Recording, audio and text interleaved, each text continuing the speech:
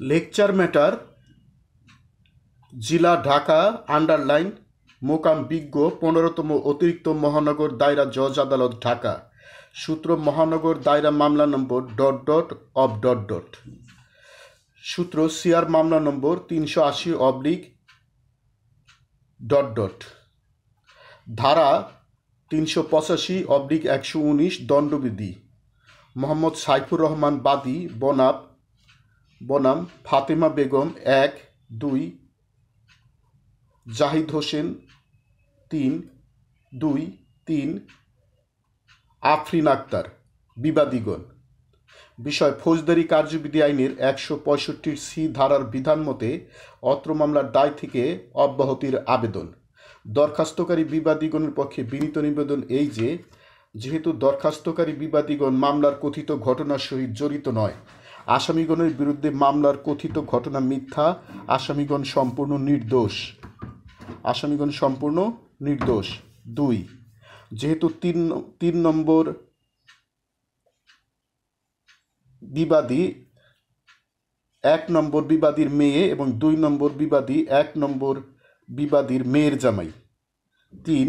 যেহেতু বাদী 1 নম্বর বিবাদীর দ্বিতীয় স্বামী, বাদী 1 নং বিবাদীকে বিবাহের পর 1 নং বিবাদীর নিকট থেকে বিপুল পরিমাণ টাকা পয়সা গ্রহণের পর 1 নং বিবাদীকে স্ত্রী হিসেবে অস্বীকার করে। 4. যেহেতু বিগত তারিখে 80 লক্ষ টাকা কথায় 80 লক্ষ টাকা দেনমোহর ধার্য করিয়া রেজিস্ট্রি কাবিন মূলে 1 নং বিবাদীর সহিত বাদীর বিবাহ হয়। পরবর্তীতে বাদীর পাসপোর্টে স্ত্রী হিসেবে 1 নম্বর বিবাদীর নাম উল্লেখ করে। 5. যেহেতু ধানমন্ডির ফ্ল্যাট চুক্তিপত্রে 1 নং বিবাদী এর স্বামীর নাম উল্লেখ আছে। 6. যেহেতু বাদী আসামির বিরুদ্ধে নিজে এবং বিভিন্ন ব্যক্তি দ্বারা জেলাসহ দেশের বিভিন্ন জেলায় হয়রানিমূলক মিথ্যা মামলা দায়ের করে।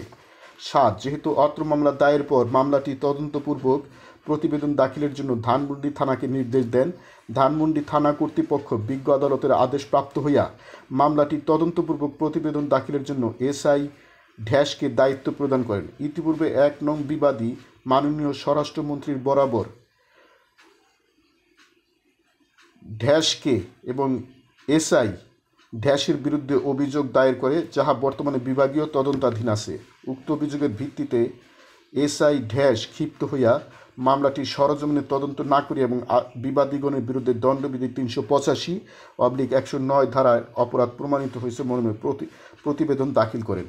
যেহেতু 1 নম্বর বিবাদী বাদীর স্ত্রী এবং 3 নম্বর বিবাদী বাদীর সৎ মেয়ে এবং 2 নম্বর বিবাদী বাদীর সৎ মেয়ের জামাই, মা মেয়ে এবং মেয়ের জামাই মিলে চাঁদা দাবির অভিযোগ কাল্পনিক, মিথ্যা, ভিত্তিহীন অভিযোগ নয়। যেহেতু বাদী বিগত তারিখ এবং তারিখের ঘটনা দেখিয়া তারিখ অত্র মামলা দায়ের করেন। 1 নম্বর বিবাদী কর্তৃক ফোনে বাদীর নিকট চাঁদা দাবির ঘটনা হাস্যকর, মিথ্যা, ভিত্তিহীন। 10. যেহেতু বিবাদীগণ পরস্পর একই পরিবারের সদস্য, বিবাদীদের বিরুদ্ধে চাঁদা দাবির অভিযোগ সাজানো, মামলার নালিশি দরখাস্ত তদন্ত প্রতিবেদন পর্যালোচনা করলে বিবাদীদের অভিযোগ গঠন করার মতো কোনো উপাদান বিদ্যমান নাই, বিবাদীগণ মামলার দায় থেকে অব্যাহতি পাওয়ার হকদার। অতএব হুজুর আদালতে বিনীত প্রার্থনা এই যে, উপরোক্ত অবস্থা ও কারণাধীনে ন্যায় বিচারের স্বার্থে দরখাস্তকারী বিবাদীগণকে ফৌজদারি কার্যবিধি আইনের 265C ধারার বিধান মতে অত্র মামলার দায় থেকে অব্যাহতি প্রদানের আদেশ দানে মর্জি হয় এবং এরূপ দয়ার জন্য বিনয়াবনত বিবাদীগণ বিজ্ঞ আদালতের প্রতি চিরকৃতজ্ঞ থাকিবে। আরজ ইতি তারিখ। লেকচার সমাপ্ত।